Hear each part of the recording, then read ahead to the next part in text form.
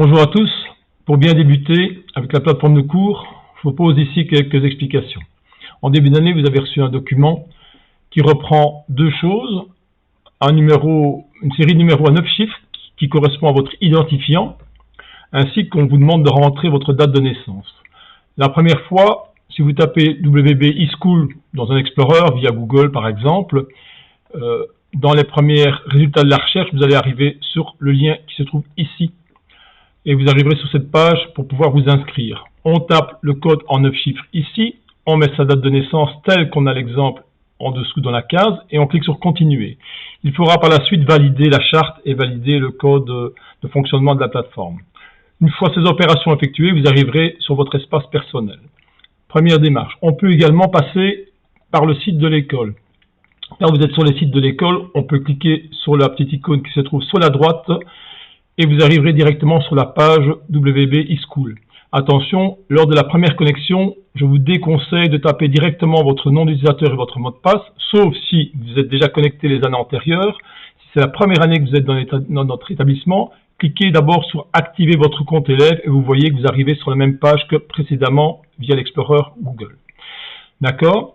Quand vous serez dans votre espace, je vais me connecter sur le mien, vous allez tout de suite comprendre et je vais vous donner quelques explications sur la plateforme. Alors, quand vous aurez validé évidemment votre compte, n'oubliez pas, par la suite, ne recliquez pas sur activer votre compte élève comme il sera déjà activé. Vous pourrez directement taper votre code en 9 chiffres et le mot de passe que vous aurez choisi. Attention que lors de la validation, vous allez recevoir un mail de confirmation. Ne vous trompez pas quand vous entrerez votre adresse mail, sinon vous ne recevrez pas le lien pour valider votre espace. Moi, je vais me connecter sur l'espace enseignant, mais grosso modo, vous obtiendrez plus ou moins la même chose sur votre espace élève. Voilà, je suis sur mon espace personnel d'enseignant. Alors, normalement, vous aurez ça en mode carte, c'est-à-dire, voilà, vous aurez une série de cours qui apparaîtront. Attention, au début, vous n'aurez sans doute rien. Vous n'aurez simplement que, probablement, une petite explication sur le fonctionnement de la plateforme, un petit tuto. Les professeurs vous communiqueront au début d'année ou dans le courant de l'année un code d'inscription. Il faudra taper ce code d'inscription ici. On peut aussi utiliser un code QR. En général, les professeurs donnent le code en une série de caractères et cliquez sur s'inscrire. Dès que vous aurez cliqué sur s'inscrire, le cours apparaîtra en dessous dans votre espace. Alors, qu'est-ce qu'on peut faire via cet espace? Bien évidemment, on peut cliquer sur les cours et voir ce que les professeurs ont mis à votre disposition, mais également contacter un professeur. Si un professeur ne vous a pas communiqué le code, on peut toujours aller voir s'il a quand même malgré tout disposé du travail sur la plateforme ou du contenu de cours. Vous avez le petit outil de communication qui se trouve ici. En cliquant sur la petite infobulle ici, on peut toujours faire une recherche d'un professeur. Exemple, je vais taper par exemple Monsieur Henrion. Cliquez sur la petite, voilà le petit logo ici, et vous voyez Monsieur Henrion s'apparaît ici. Quand je clique sur le nom du professeur, il est tout à fait possible de lui écrire un message en lui demandant par exemple, Monsieur, je n'ai pas reçu le code de votre formation, pourriez-vous me l'envoyer? Toujours pratique en période de confinement, quand les professeurs n'ont pas eu le temps ou ont oublié, ou bien qu'un professeur ou qu'un élève n'a pas pris note du code d'inscription au cours. Ça, c'est une première chose. Deuxième chose, donc contacter un professeur rapidement, c'est important. Je pense surtout quand on est malade pour une période relativement longue.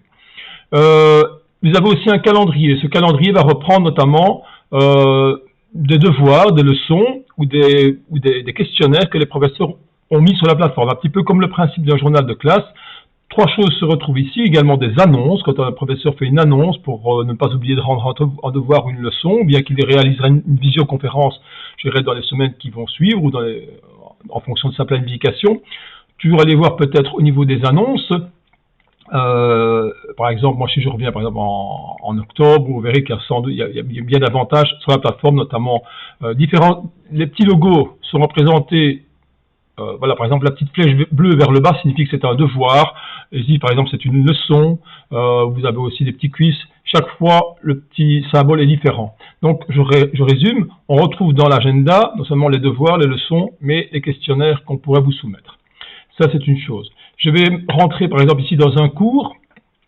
Par exemple, je prends un cours. Je vais me mettre sur un cours de deuxième, peu importe, c'est mon cours de religion, mais peu importe. Moi, chaque professeur fonctionne peut-être différemment. Je pense que la bonne méthode, me semble-t-il, pour les élèves, c'est de mettre en premier l'onglet visioconférence, mais bon, chaque professeur est responsable de sa discipline, avec un lien qui permet aux élèves de se rendre directement dans la salle personnelle du professeur en fonction de ses heures de cours. Moi, j'organise toujours mes visioconférences dans le calendrier, dans l'horaire des élèves, à l'heure à laquelle ils ont cours. Donc, il suffit de cliquer sur le lien. Ici, c'est un lien Zoom, mais on peut également y intégrer un Jitsi ou d'autres applications intégrées à la plateforme. Il suffit de cliquer sur le lien et vous vous rendez directement dans la salle de visioconférence où le professeur dispensera ses explications. Alors, quand on est dans un cours, évidemment, vous voyez, on peut y insérer notamment des vidéos, des bandes audio, des fichiers PDF reprenant peut-être le contenu du cours ou d'autres applications en fonction de la discipline que l'on enseigne. Alors, que pourrait-on encore vous dire? Oui, il est possible aussi d'archiver les cours de l'année antérieure. Quand vous êtes, par exemple, quand vous avez déjà suivi une année d'enseignement dans notre établissement, vous pouvez l'année suivante archiver les cours de l'année précédente, parce que le professeur ne vous supprime pas toujours systématiquement. Normalement, il est censé le faire, mais il ne le fait pas systématiquement. Donc, quand vous êtes, par exemple, quand vous avez un cours de l'année antérieure que vous voulez archiver ou bien que vous ne voulez plus voir directement sur votre espace, vous avez les 3 petits points qui se trouvent ici et vous pouvez cliquer sur retirer de l'affichage. Le cours ne sera pas supprimé, il sera retiré de l'affichage. Par la suite, on peut toujours le réafficher en cliquant simplement ici à gauche et en demandant de réafficher les cours qu'on a retirés de l'affichage. D'accord? Et ils réapparaîtront. On pourra les afficher à nouveau. Alors, qu'est-ce qu'on peut vous proposer d'autre? Oui, alors, le professeur, de temps en temps, vous enverront des annonces. Des annonces, c'est pour vous informer sur peut-être des activités ou des épreuves à remettre ou des questionnaires qu'ils déposeront sur la plateforme. N'oubliez pas, évidemment, de consulter votre messagerie. C'est important d'avoir une adresse mail qui fonctionne et que l'on consulte régulièrement. Je sais que chez les jeunes, la plupart du temps, c'est plutôt les réseaux sociaux, mais prenez l'habitude, je pense dans le secondaire surtout, de consulter vos mails régulièrement afin de savoir si un professeur vous a envoyé un message ou a répondu à une question que vous souhaiteriez lui poser.